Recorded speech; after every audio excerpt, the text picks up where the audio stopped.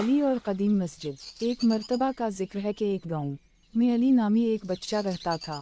एक दिन अली ने अपने दादा से सुनी हुई कहानी के बारे में सोचा। दादा ने उसे बताया था कि जंगल के आखिर में एक कदीम मस्जिद है जिस में एक राज छुपा हुआ है। अली का तजस्सुस बढ़ता गया और एक दिन उसने फैसला किया कि वो इस राज को तलाश करेगा। जैसे ही अली जंगल में दाखिल हुआ उसने हर तरफ अजीब सी आवाज़ें सुनी। अली के दिल की धड़कन तेज हो गई मगर उसने हिम्मत नहीं हारी। जंगल में चलते चलते अली को एक पुराना दरख्त नजर आया जिसकी जड़ों के नीचे एक सुरंग छुपी हुई थी। अली ने सुरंग में दाखिल होते हुए अल्लाह का नाम लिया और अंदर की जानिब बढ़ने लगा। सुरंग में अंधेरा था और अली को अपने कदमों की आवाज़ भी सुनाई दे रही थी। कुछ दूर चलने के बाद अली को एक रोशनी नजर आई। रोशनी के करीब पहुंचते ही अली ने देखा कि वहाँ एक कदीम मस्जिद है जिसके दरवाजे पर पुराना ताला लगा हुआ है।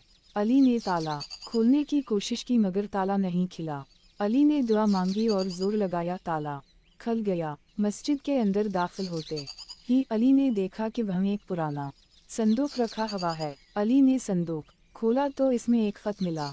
खत में लिखा था, जो भी ये खत पढ़े वो जान ले कि अल्लाह की मोहब्बत ही सब से बड़ा राज है। अली ने खत को पढ़ा और समझा कि सबसे अहम बात ईमान और अल्लाह की मोहब्बत है। अली ने वो खत महफूज रखा और वापस गांव की तरफ चल पड़ा, दिल में अल्लाह की मोहब्बत और ईमान का यकीन लिए हुए। इस कहानी का मकसद बच्चों को ईमान और अल्लाह की मोहब्बत की अहमियत बताना है। अगर वीडियो पसंद आए तो लाइक एंड सब्सक्राइब करते जाएं। शुक्रिया।